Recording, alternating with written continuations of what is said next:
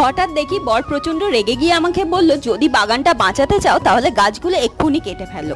কথাটা শুনে তো আমি কিছুটা ঘাবড়েই গেছিলাম। তারপর আমাকে বলল, গোলাপ ফুলের গাছগুলোতে যে তুমি এখন ফুল নিচ্ছ, গাছগুলো কিন্তু যথেষ্ট দুর্বল আছে, অনেকদিন গাছগুলোর কোনো যত্ন নাওনি, আর এখন যদি এইভাবে কনস্ট্যান্টলি ফুল দিতে থাকে গাছগুলো কিন্তু বেশি দিন বাঁচবে না। গাছে ফুটে থাকা ফুল কুঁড়ি এইগুলো কেটে ফেলতে হবে শুনে প্রচন্ডই কষ্ট হয়েছিল, কিন্তু গাছটাকে বাঁচাতে গেলে এখন আমাকে এই কাজটা করতেই হবে।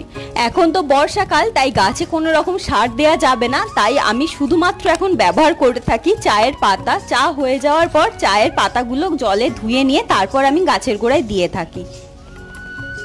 আর আমি একটা জিনিস নোটিস করলাম, আমার এই হলুদ রঙের গোলাপ গাছটা একটু বেশি লতানো প্রকৃতির, আর এতে তাই এক্ষুনি একটা লাঠি দিয়ে সাপোর্ট দেওয়া দরকার। তোমরা অনেকেই আমার আগের ভিডিও কমেন্ট করেছিলে, দিদি লাল রঙের গোলাপ গাছ বসাও, সেই গাছেও কিন্তু কুঁড়ি এসেছে, ফুটলে তোমাদের দেখাবো।